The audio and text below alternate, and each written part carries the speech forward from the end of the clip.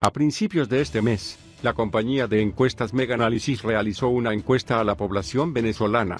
El resultado: casi el 90% de los ciudadanos quiere que Nicolás Maduro deje el poder, pero eso no significa un apoyo automático para el líder de la oposición Juan Guaidó, cuya popularidad está disminuyendo y menos de la mitad de la población quiere hacerlo.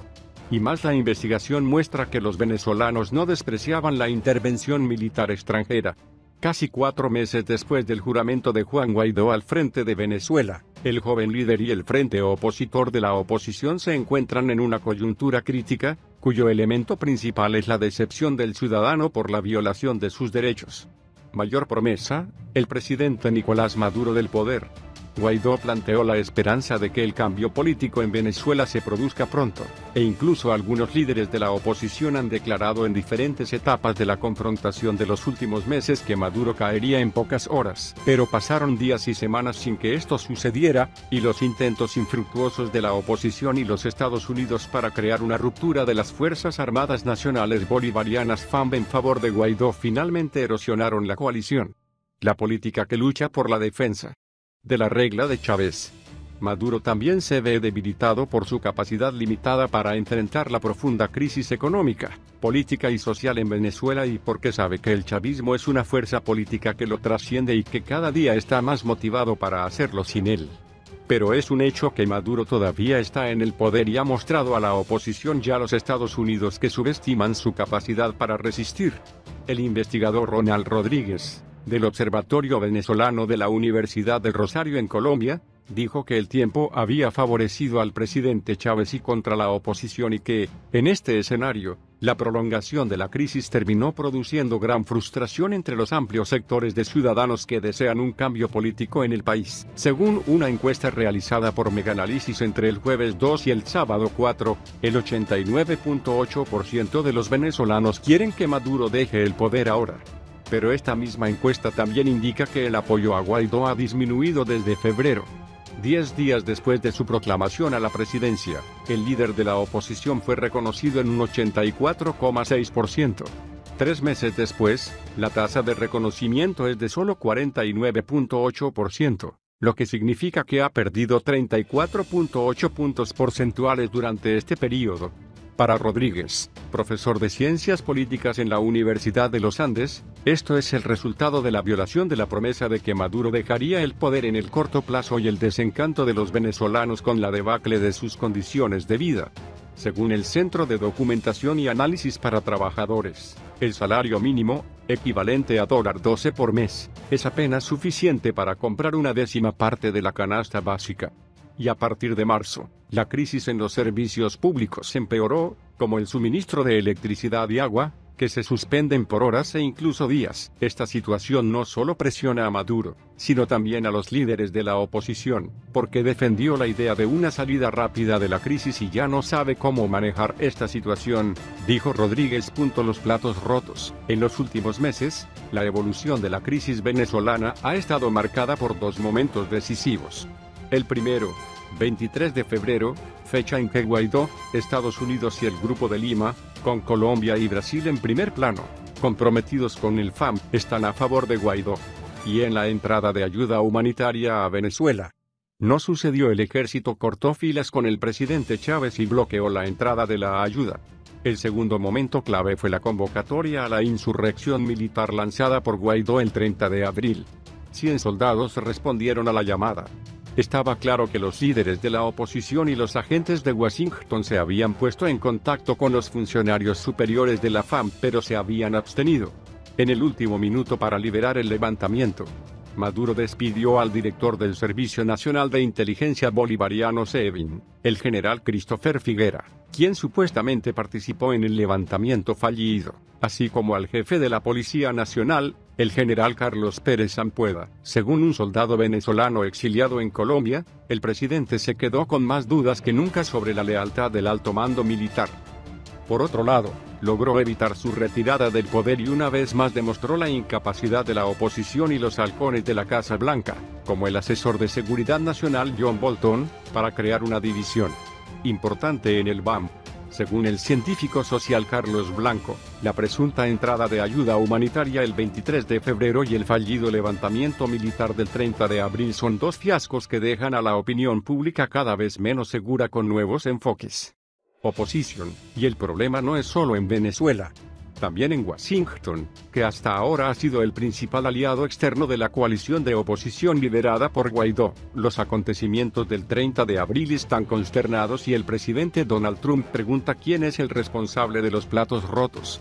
Según el Washington Post, Trump cree que sus asesores lo engañaron cuando le dijeron que sería fácil derribar a Maduro del poder. En una nota que citaba fuentes anónimas de la Casa Blanca y fuentes externas, el periódico estadounidense dijo el jueves que Trump estaba muy enojado con Bolton, quien había atribuido gran parte del problema y acusado de querer comenzar una guerra.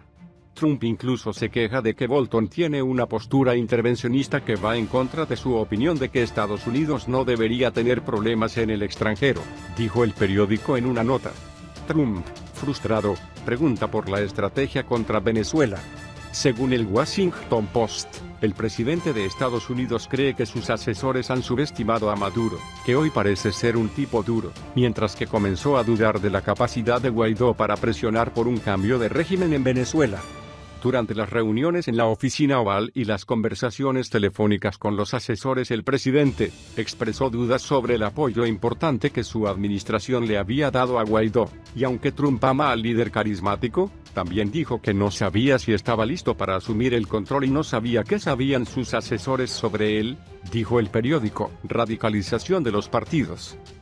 El politólogo e internacionalista Ronald Rodríguez cree que lo peor que dejó la insurgencia fallida del 30 de abril es que la idea comienza a prevalecer, dentro y fuera de Venezuela, que esta crisis no ha de solución. Y esto llevó a las dos partes a radicalizar sus posiciones. El régimen de Maduro reaccionó ante el intento de insurgencia del 30 de abril por las decisiones de la Corte Suprema de Justicia TSJ que levantaron la inmunidad parlamentaria de 10 parlamentarios de la oposición por su presunta participación en el golpe.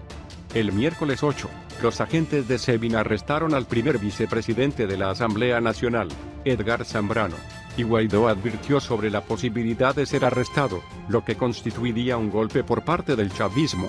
Según Guaidó, Maduro busca desintegrar la Asamblea Nacional a través de una decisión del TSJ, que ha procesado y encarcelado a 25 diputados de la oposición, una cuarta parte del total, desde las elecciones parlamentarias de 2015, en que chavismo sufrió una aplastante derrota. El autoproclamado presidente a cargo de Venezuela sabe que no será fácil para él marcar los estandartes del movimiento contra Maduro, lo que lo llevó a suscribirse a la propuesta de la rama de oposición más radical de buscar una intervención militares extranjeros en el país en un marco de legalidad ya preparado en la Asamblea Nacional. El martes 7, esta legislatura unicameral aprobó el envío a la Comisión de Política Exterior de un proyecto de acuerdo para restablecer a Venezuela en el Tratado Interamericano de Asistencia Recíproca TIAR para invocar este mecanismo en caso de que donde sería necesario defender la soberanía, la Constitución y el pueblo. El objetivo de unirse al TIAR es aumentar las herramientas con las que los venezolanos tienen para un cambio definitivo en el país y tener una medida de cooperación internacional para la ayuda humanitaria y la defensa del país. Pueblo venezolano, dijo la resolución. El TIAR declara que un ataque armado de un Estado contra un país de los Estados Unidos se considerará un ataque contra todos los países de los Estados Unidos y, por lo tanto, cada una de las partes contratantes está decidida a ayudar a enfrentar este ataque en el ejercicio del derecho inmanente a la autodefensa individual o colectiva. Varios líderes de la oposición han pedido a la Asamblea Nacional que invoque el artículo 187 de la Constitución venezolana, que permite el uso de misiones militares venezolanas en el extranjero en el país, y pidió al TSJ en el exilio que pidiera a una coalición militar internacional para defender la democracia, la geopolítica y el factor interno. El sondeo de Meganalysis publicado el lunes 6 indica que el 85.5% de los venezolanos apoyan la apelación del TSJ en el exilio y el 89.5% quiere que la Asamblea Nacional permita la llegada de misiones militares extranjeras al país. Además, 9 de cada 10 encuestados entrevistados por Meganalysis no creen que sea posible obtener la salida del poder de Maduro sin la ayuda militar de otros países o creen que el líder chavista dejará sus deberes pacíficamente o por él a través de un proceso de negociación. El jueves 9, Guaidó aseguró que Venezuela ya había pasado la línea roja para exigir la cooperación militar extranjera. Pero según el Washington Post, Trump, por el momento, no está dispuesto a ordenar ninguna intervención armada en Venezuela, mientras que el ejército de los Estados Unidos cree que cualquier escenario de envío de tropas produciría un atolladero y que los misiles podrían causar muchos civiles muertos. Además de los Estados Unidos, ningún otro país ha afirmado tener una opción militar para Venezuela en la mesa. Para Ronald Rodríguez, el conflicto político en este país ha llegado a un punto en el que cada parte comienza a hablar sobre los peores escenarios posibles para ver si convence a la otra para que se rinda, mientras que la situación económica y social continúa empeorando. Esto, dice, genera un mayor éxodo de los venezolanos. Según la ONU, el número de emigrantes ya alcanza los 3.7 millones, o más del 10% de la población, y al menos 1 millón de ellos están en Colombia.